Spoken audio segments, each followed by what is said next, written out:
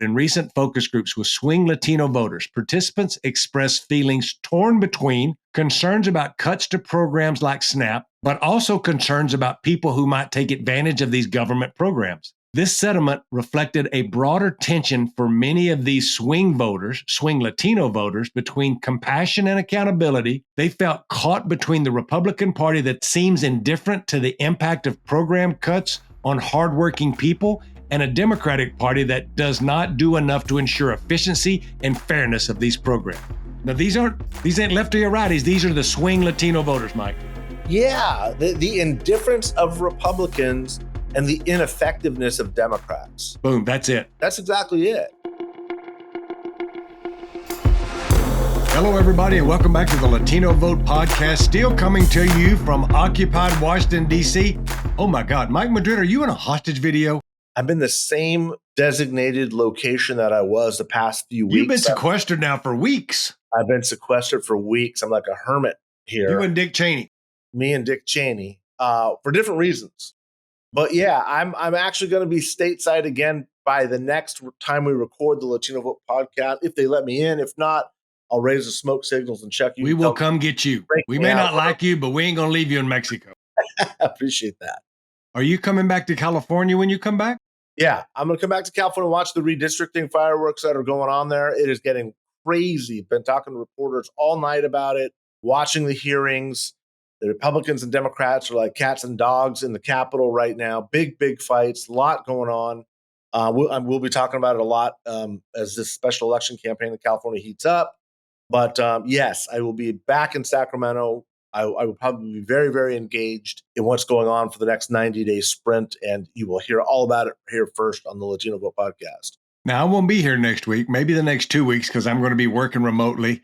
But I'm flying to California on Friday. And in case I don't come back, I wanted y'all to know that I'm flying to Fresno because I'm then going to drive up to Yosemite. I've never in my life been to Yosemite. Now, Mike Madrid tells me it's something to behold. That was in his backyard as a kid. So me and Ebony and a couple of our friends are going up because I won the lottery. You have to get a lottery to climb to the top of the mountain there, Half Dome in Yosemite. And they've got cables up for the last half mile. It's almost straight up. Mike, you've probably done it, but I am super pumped. I have not done it, but you better take some great pictures so we can kind of track you the trails and travails of Chuck Rocha. That's a big deal, man. You're going to hike to the top of Half Dome. That's a once-in-a-lifetime thing. Good for you guys. It's going to be exciting. We're super pumped. And being in Fresno, y'all know I'm going to be in the heart, around the Central Valley, and getting to be on the ground and talk to people in restaurants and stuff. You know, I'm going to be reporting back. But anyway, keep that in mind. I'll keep y'all updated. I'll send Mike and the production team all the pictures of me coming out to Fresno, where I'm going to be landing on Friday. I'm pumped to go out there and do that. Also, this week, and I want to get into this now, we have had this big report put out by EquisLab. You know, our good friend Carlos Odio and Stefia Valencia. They're calling it, let me pull it up so I can say it the right way. They call it the Memo of the Summer 2025 Latino Vote PulseCheck. What they've done here is they've checked in with 2,000 registered Hispanic voters with an oversample in competitive congressional districts that have at least 10% Latino population of eligible voters. The poll was conducted on July the 21st through July the 31st. It's over and under of 2 points, Mike. And what they've done here is talk to lots of Latinos who voted for Donald Trump and those who didn't, but this is really focused on those voters with Donald Trump. And I want to go through and get Mike's reaction. They put out a summary. This is available online, so we're not giving any proprietary information here about their findings. And I'm going to start with number one. The way we're going to do this today is I'm going to read them, get Mike's reaction on all of them. Let me see, Mike. There are 7 of them, so we'll keep them short. Nope, there's only 5, so this will be easy. The first takeaway is a quarter of Latinos who supported Trump in November are either disappointed in his performance or outright regret voting for him, and their continued sign of potential defection from the Republican camp in 20. And there are continued signs. Let me use my English. I don't read very well. And there are continued signs of potential defections for 2026. Mike, what's your take there? So this is really important, and we're gonna have the start mathing here a little bit. Let me walk people through what this means. 25% of Latino Trump voters are either regretting their decision or disappointed in them. And there's a difference between those two. But I don't want to get too into the weeds on that. Let's assume all of them defected from Trump heading into the midterms. 25% of the 50%, essentially, of folks who voted for Donald Trump, 48%, that's 12% of Latinos coming back. That's still a high 30s position. That's not great news. This is not a big flex for the Democrats. This is actually kind of I don't want to say a warning sign because it's good that it's always moving in that direction. But for me, Democrats are going to have to really reorient themselves and either understand that their party is completely and entirely different and make the adjustments, or fight, or option two is fight like hell to claw these working class young people of color back into their coalition. They're not doing either, but they've got to pick a direction. They've got to figure that out. Because if you get Latinos back to a mid-30s range, that's not a strong position. It's not bad. It's better than 48% that Trump got, certainly. But even in this environment, Equis' polling is showing that if and it's a big if, Democrats got 100% of all of the disaffected Trump Latino voters, they would still not be in a great position. That's concerning. That's deeply concerning. Now, one of the quick points, Chuck, I want to make, and then I want your opinion on this. I want to know how you're approaching this because you're on the ground doing a bunch of races.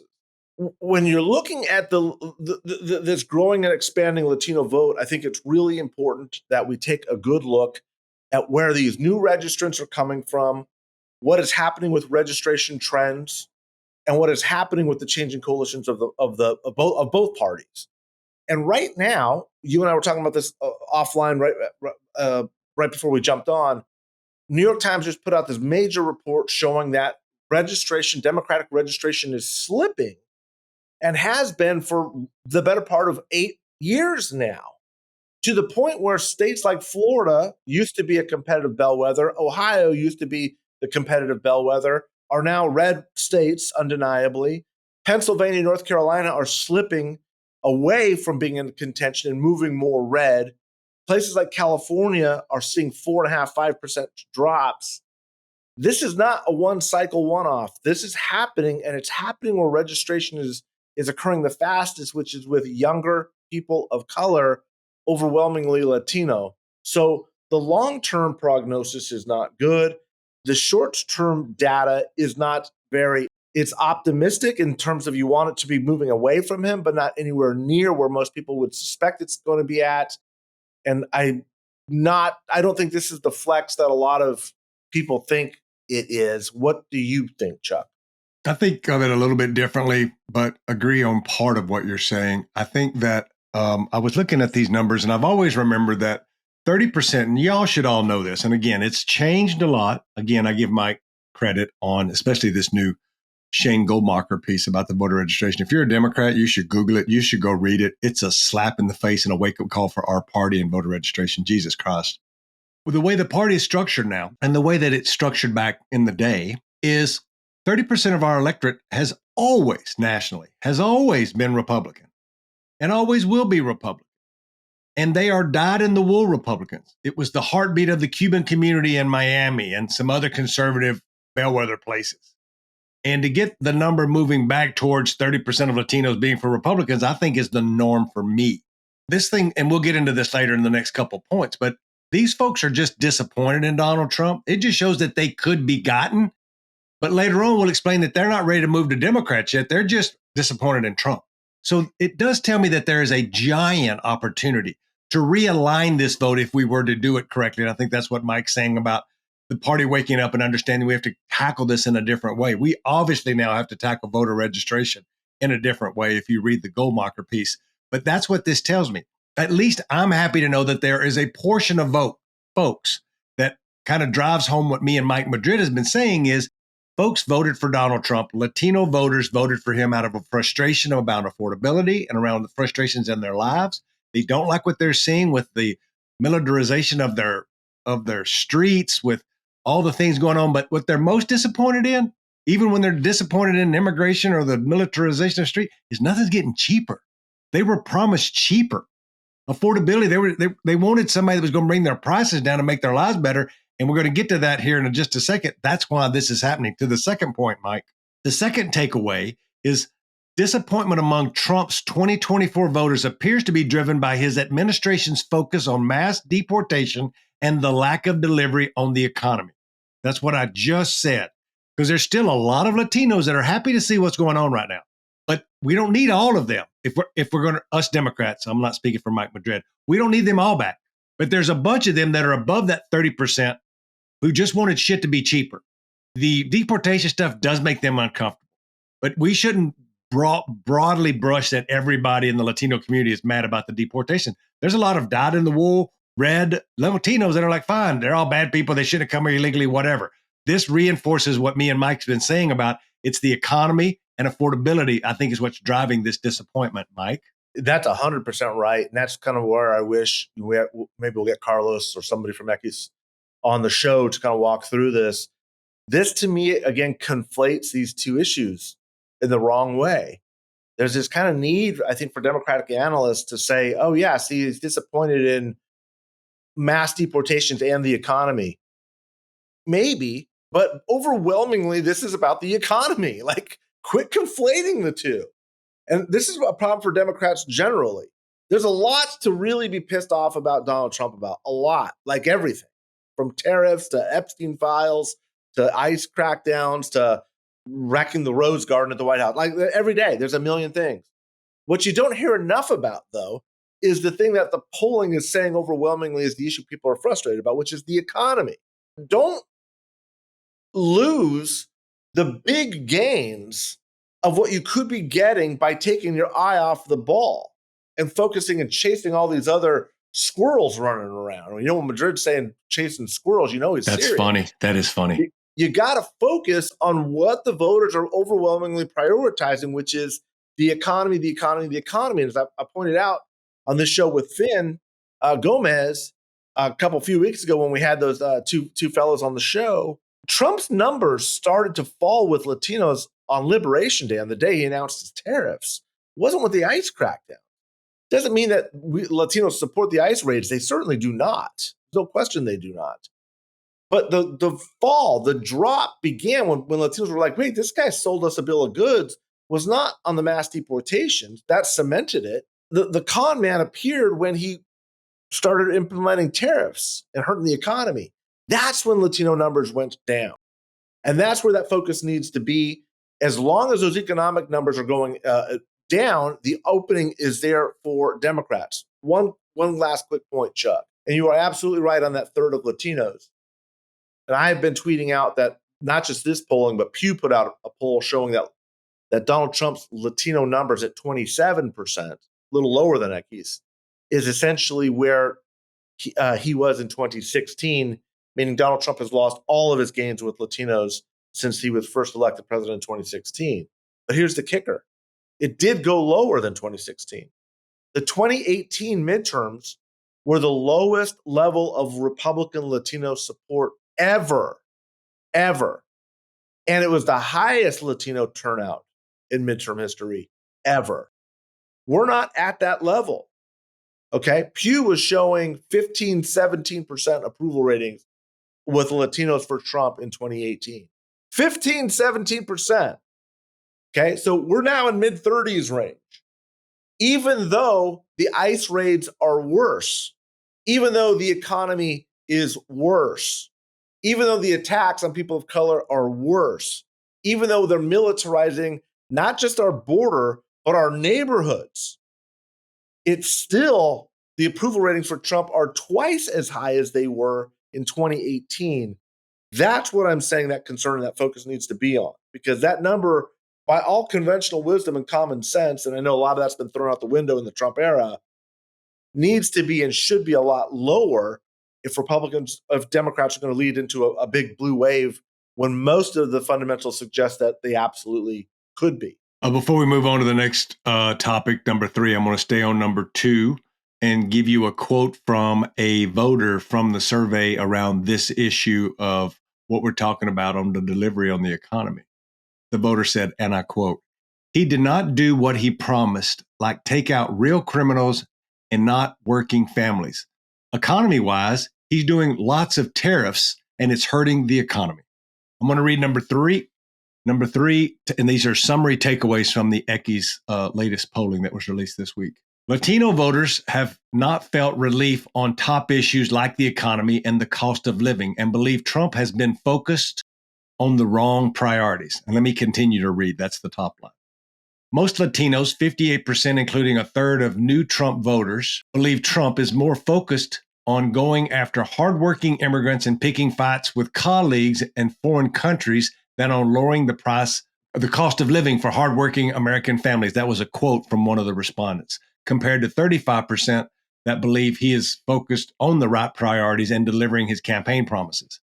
So I think, Mike, that kind of drives home this piece as well of folks thinking that all of these distractions, right, not focusing on what he promised. Yeah, and there's got to be some message discipline too. Like, I get it. And look, the media follows all this stuff too. They get so distracted. And when you're all over the place, you're at no place. That's the way to look at it. If you're chasing everything that the guy's doing wrong, if you're playing into the chaos, that's going to hurt you. You know he screwed up on the economy. That was his number one issue. Let me interrupt you. Yeah. Are you saying that the way the press covers all the different things, firing the Bureau of Statistics, the Rose Garden, whatever it is of the day, or are you saying Democrats don't take the bait and go after all of them as well on our messaging in the midterms, or is it all the above? It's all of the above, but it starts with the Democrats just having a very disciplined focus on the economy. That's where it starts. The media is going to do what the media is going to do because the media is so damn broken in this country. But what I will say is this, like you just read a really profound quote from one of the interview respondents that was talking about tariffs. Have you heard the DNC putting out its speakers and its third-party messengers talking about Latinos and tariffs ever? No. Why? I don't know. Like that's your opening.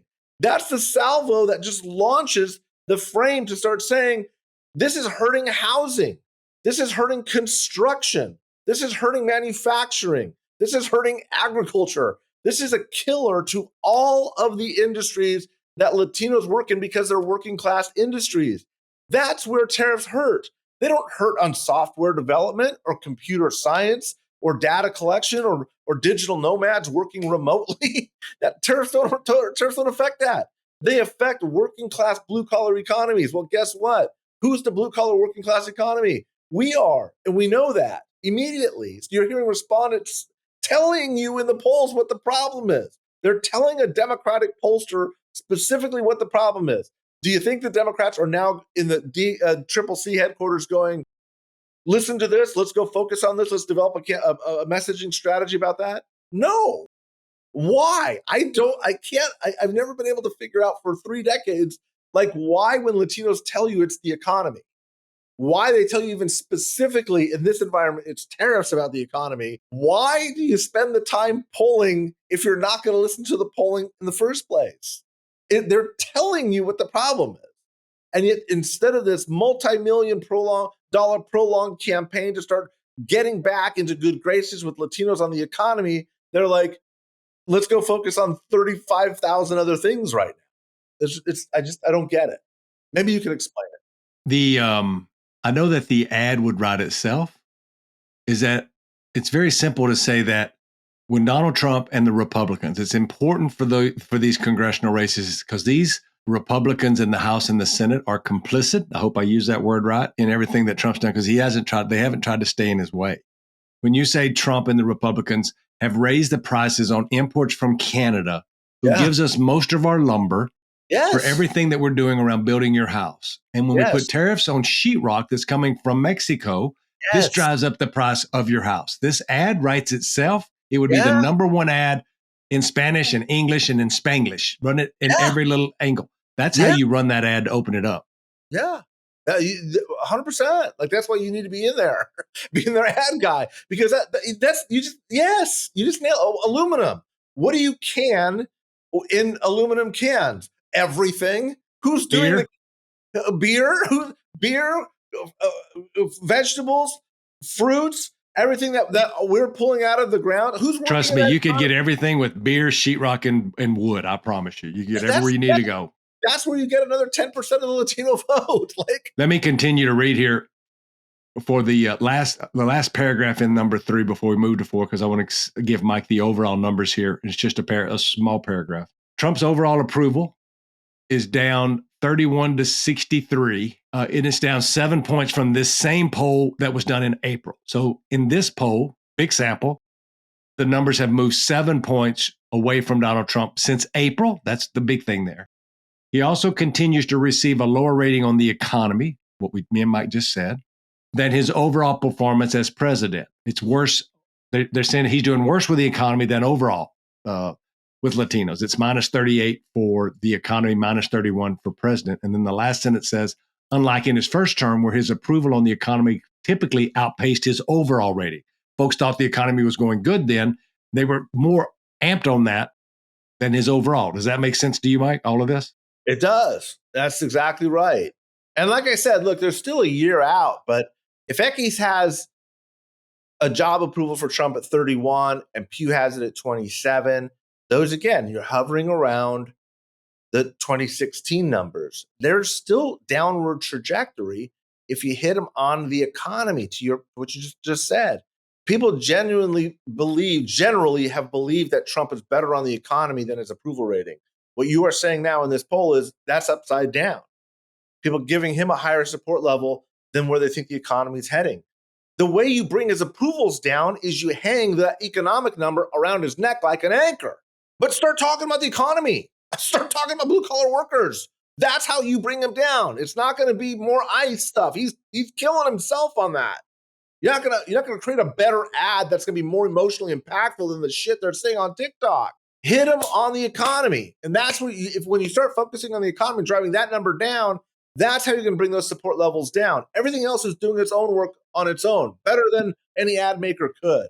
Am I making sense, or am I? No, that's right. That's right. But what we have to stay focused on, y'all, and this is for all the listeners, is that, and this reminds me as we get to the 4th point, is that this is a national survey of Latinos. Most Latinos live in 5 states, and none of them have a big race this year. You could argue Texas does. You could argue California does.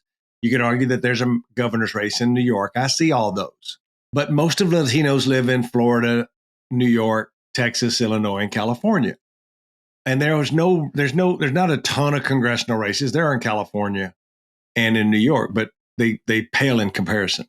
So let me read this next thing, this next bullet point. It's number 4 of 5. It's also, I think, the most important bullet point, because he could be overperforming with Latinos in Los Angeles compared to whatever.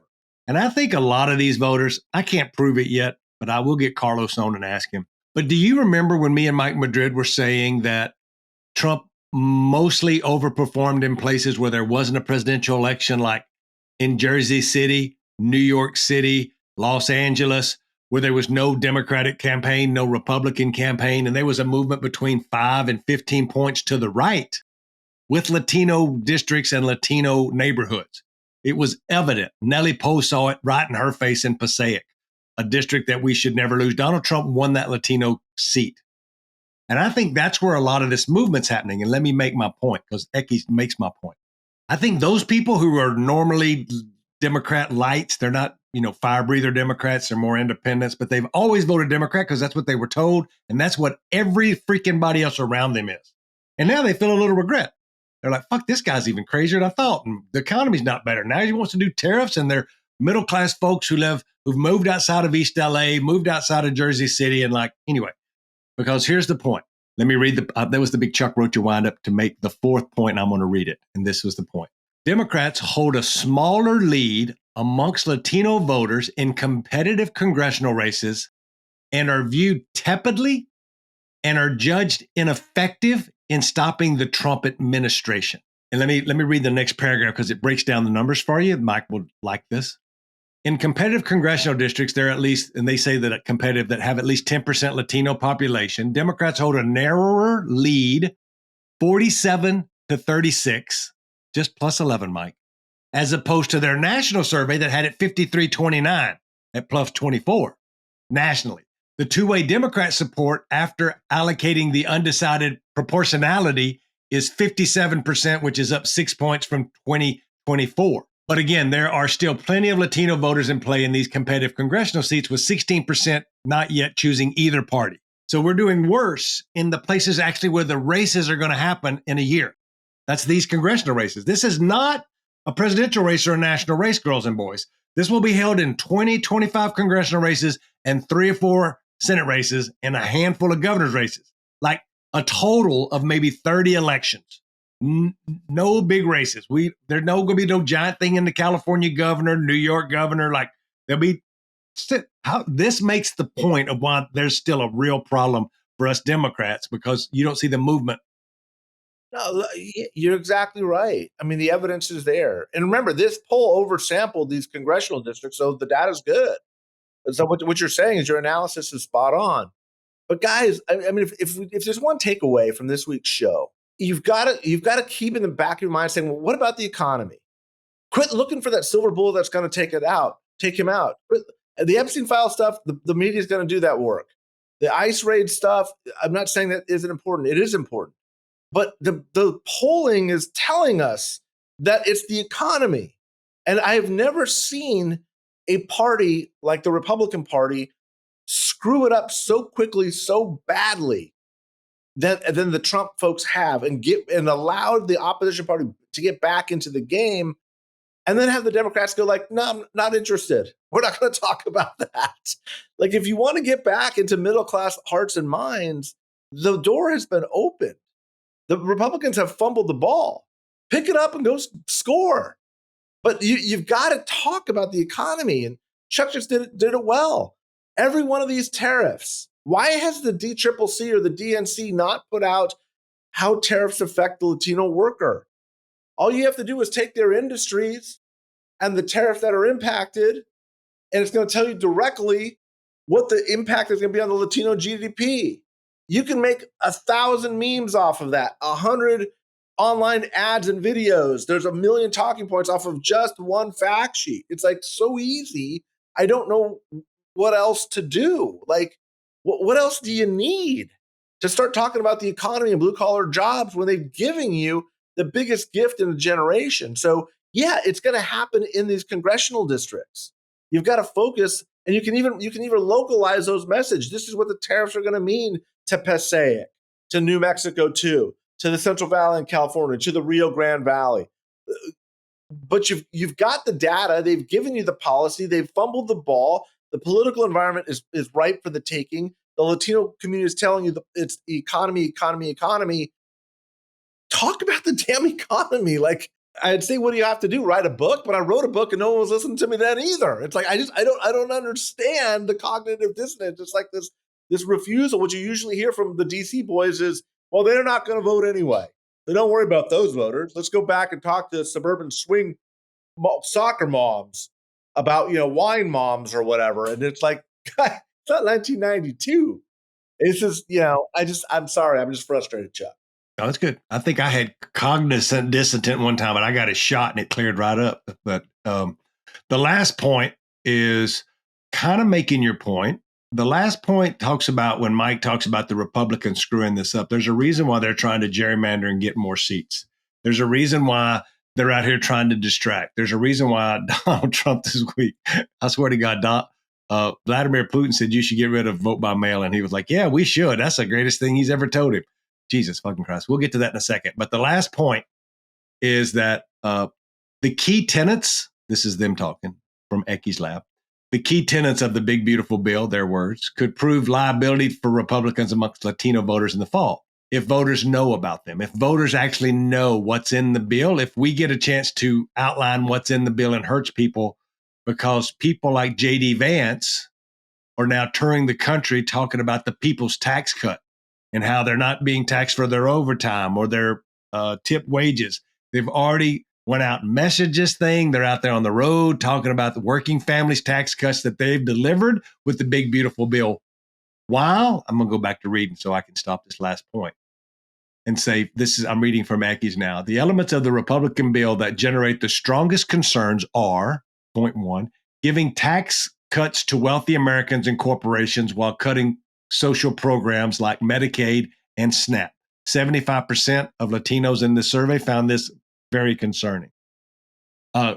Large cuts to Medicaid and restricting enrollment in Affordable Care Act or Obamacare, 73% concerning. So when you're talking about Social Security, Medicare, and healthcare, it's almost at 75%, which is ridiculously bad for Republicans.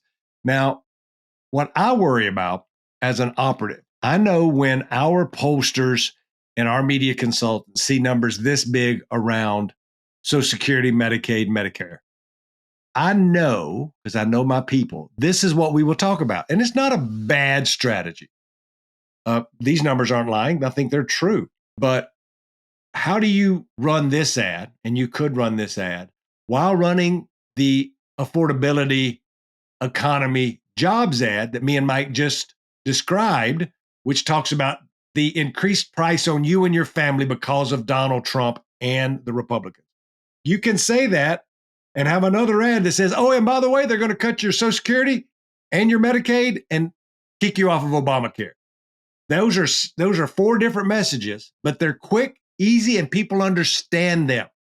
And it's a pattern that says they want to take care of them and could give a shit about you. I realize you've been sold a bill of goods and you think they're for you, but watch what they do, not what they say, because what they do is turn their back on you. And they've turned their back on you by paying more for lumber for your house, more for sheetrock for your house, more for your health care, and they're going to kick your grandmama off her Medicaid. I'm being, dramatic, but that's how you would do it, Mike. Yeah, it's all wrapped under affordability. Every single one of these things comes back to the spoke of the wheel of affordability. And that's the way you set the frame for all of this stuff. And yeah, I mean, you blame the bad guys, but what I would also just say is regardless of their intents, they're just not capable of doing this. Look, Donald Trump's numbers on inflation and the economy are already as bad as where Joe Biden's were at the worst levels. Oh, wow. You don't need to convince them. This is his economy. You just need to explain that it's his fault. I wouldn't even get into intention. You could. These are billionaires and rich guys. Maybe that does sell. Probably does. I don't know. But the fact is, it's happening. Like, believe your own eyes. When you go pay for eggs or gas or rent, or your dollar's not going as far as it used to be, those are the messages. Like basic, real stuff. Not like talking about building back better and bridges that we're going to be building in 30 years from now and the biggest economic expansion since Franklin Roosevelt. Like, talk about the price of eggs. Talk about the sheetrock. Talk about the price of lumber and housing and how you're never going to be able to afford a house under Donald Trump's plans or his vision. That works. That's where these voters are at. That's where our community's at, and that's what they're not getting from either party right now. I'm going to read this last sentence on this key 5 finding that is really telling. Keep in mind, Equis is one of the only groups who actually go out and look for swing Latino voters and has conversations with them because they're really trying to figure out what's going on, right? And they do it in a way where they're pretty forthright about telling how the cow ate the cabbage, which is like, tell the truth. They're not one of these left-leaning groups that it benefits them to say that they're for this or that. In recent Equis focus groups, they do a lot of focus groups when they're not doing this poll, and this is separate than this poll, but in recent focus groups with swing Latino voters, participants expressed feelings torn between concerns about cuts to programs like SNAP, but also concerns about people who might take advantage of these government programs. This sentiment reflected a broader tension for many of these swing Latino voters, between compassion and accountability. They felt caught between the Republican Party that seems indifferent to the impact of program cuts on hardworking people and a Democratic Party that does not do enough to ensure efficiency and fairness of these programs. There you go. Now, these ain't lefty or righties. These are the swing Latino voters, Mike. Yeah, the indifference of Republicans and the ineffectiveness of Democrats. Boom, that's exactly it. That's exactly it. Which is why they don't hate Democrats. They don't. They just aren't sure that they're going to deliver anything anymore after all of this time of supporting them. So Democrats have to rebuild that trust. And like I said, the biggest opportunity of rebuilding trust is getting the opportunity to do so again. And that's where Donald Trump really stood on the precipice of truly cementing a realignment in January, February of this year. If he had just gone golfing, not messed with the economy, not talked about Liberation Day and done this stupid tariff shit, didn't crack down and handled immigration the way Obama did, he would have accomplished the same goals, the same means, except his approval ratings would be up to the 60s right now. He didn't.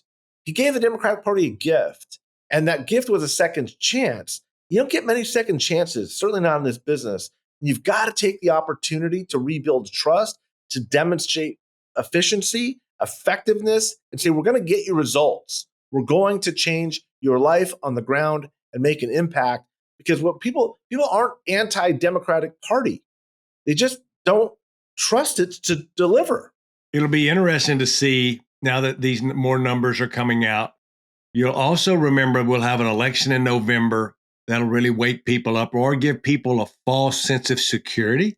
And in Virginia, things are going really good for Spamberger. She actually put out a Spanish ad this week before Labor Day. How about that for all of you scoring at home? But she's really running against a flawed candidate. This woman's a good and crazy who she's running against. But I'd really keep my eye on New Jersey. Even though Mikey Sherrill is running a good race there, there's tons of Latinos there that really haven't heard from anybody in a long time.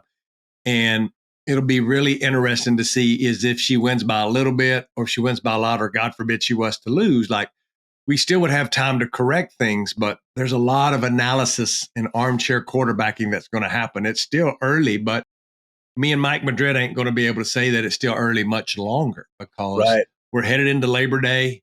We're headed into these November elections. Then we start heading into the holidays. And then when are we going to have primaries? We're going to have primaries in the spring unless all these states start redistricting and we have to push all those primary dates back that then give a smaller window to do persuasion between DNRs as we move into the general election. Like, that's all of these moving parts happening at the same time.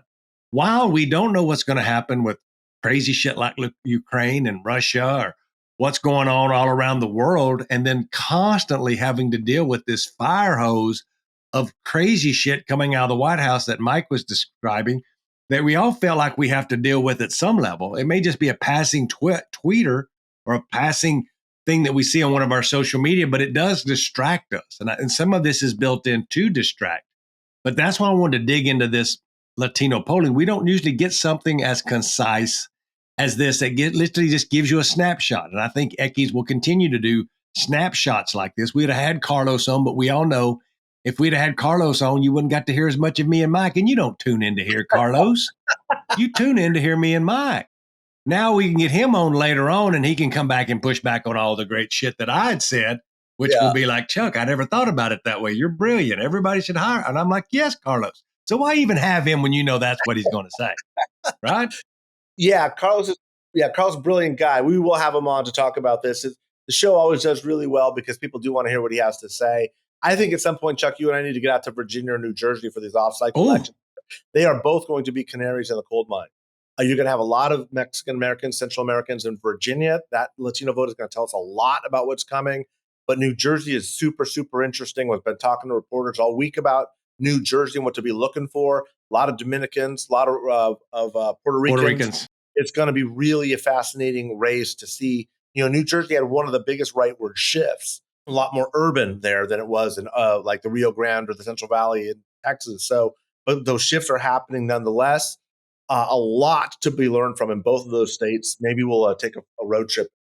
Before we go, I know you're headed back to California, and I'm not sure if this thing's going to drive itself next week or we may take a week off. I know a lot of us are going to be on the road. So give me a little bit of a heads up as you head back to Sacramento about what you think. The Texas Democrats went back home. They passed a bill last night because they have quorum now. Looks like that thing's going to go through. And now California is up. And so you're headed back. So tell me how you're seeing all of this stuff and how it's actually going to play out. Are we going to have these two states and others? Yeah, it's going to get worse before it gets better. And I don't think this works out well for either side. I know that the big loser is going to be the country here. I know, and I've been getting the pushback from Democrats saying, Mike, how dare you? The country, this is a war. It's existential threat. If we don't cheat better than the Republicans, then America's dead. I don't buy into that. I don't. I don't believe that two wrongs make a right. I don't. I think that you can win on principle. I think every major conflict that the United States of America has ever been in was fundamentally a moral victory. The Civil War, the War for Independence, the Second World War, Jim Crow, on and on and on. You have to maintain the moral high ground or you lose everything anyway. I do believe that the fundamentals of this race are circling to support Democratic candidates in a blue wave if the Democrats can get back to their roots. Where are we at on process in California, Mike? I'm sorry if that was the question. I missed the ball entirely. We just had hearings yesterday on the first round. There's a lot of focus on who drew the maps. It's actually drawn by one of my closest friends, Paul Mitchell, Democratic operative. The DCCC paid for the maps. The partisanship is becoming really toxic there. Where this goes now is we'll go to a full floor vote in the coming days, at which point it will be placed on the ballot for a November special election, which is in like 90, 100 days or whatever it is from now. Cost $260 million or so to hold this special election. And then once that happens, if the voters decide, yes, we want these new maps, then the congressional lines will be drawn probably as of January 1. Candidates will start pulling papers to run, and our primary will be 6 months from that date. So does that mean, Mike, that if the timeline holds that you're describing, will the California primary continue to be the date it is, or will it have to be pushed back some? No, the California date will actually maintain. I'm sorry, it'll be a March date. That's a great question. I don't know. I don't know. I didn't know either. I haven't read it anywhere. I'll find out for the next week's episode. I can't imagine that they would have new lines starting in January and then March would be the primary. I'm guessing it's going to be June. And I've been seeing people on Twitter, members of Congress in the California delegation of Congress, saying, I've seen the map and I would run in this district if this map passes, right? Yes. So Robert Garcia, our good friend, we need to have him on the show, is moving south down into Orange County. His seat gets a little less Democratic, but safe Democratic. You're seeing very conservative members up in the North state, like Doug LaMalfa, essentially eviscerated. Republican will be gone. There will be no Republican in the North state. That's a very rare thing. Kevin Kiley, the guy who's squealing the most, Republican in Placerville, attacking Mike Johnson now to bring his bill to the floor. His bill would eliminate mid-decade redistricting for both parties, trying to save himself and some others. He's in the suburbs of Sacramento. He will be drawn out. It's pretty brutal for all but a couple of Republicans that will remain standing. Everybody else is basically gone. And let's say this, and I'm going to do a op-ed, I think, about this next week, because I was thinking about it this morning, and I disagree with Mike on the redistricting. I've been open about that. No need for us to argue those points on this program. I think it's fair for him to have, and he could be right. I think that I could be right as well. And I want to get as many seats as I can get. But this is the thing that bothers me the most. This ain't about who's right about redistricting. Whether I'm right or Mike is right, I think that the whole country loses. And let me explain with what's happening in redistricting. And I don't think it has anything to do with democracy. I've got a different take. And my take is this, is that you don't see anything happening in Congress these days because it's the slimmest majorities we've ever had. For the first time in the history of our nation, for 3 Congresses in a row, which are 2-year terms, we've had single-digit majorities for a reason. There's just not that many marginal seats anymore. What I mean by that is every seat in America is really safe Democrat or Republican. And what you're seeing in California by the Democrats and in Texas by the Republicans is you're going to take a bunch of seats and make them way more Republican and way more Democrat, and you're getting rid of marginal congressional seats. And when you do that, there's nobody in Congress who worries about losing an election in the general from the opposition party. They only worry about losing in a primary from somebody from their right flank or their left flank. So it makes them be beholden to parts of the party that may not be in line with the majority of America. And that's why I think America loses. Because back in the day when I started doing this in 1996, we had just lost 70 seats to the Republicans in 1994 in a wave election. That's when congressmen used to get together in the back room and smoke cigars together and drink some whiskey and figure out like what's best for their districts that they can come up with where they don't get slaughtered and still try to work out a deal. Nobody wants to do a deal anymore because you don't have to work with the opposition party because now everybody's going to be in these safe seats. I think that it's horrendous that we get.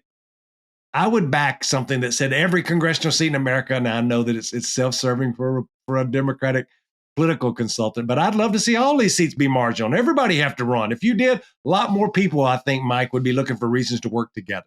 Well, that's the way the system's supposed to work. That's the way it was designed to work. And that would make for a better country for sure. But, the first gerrymander happened in 1812, about 40 years after the founding of the country.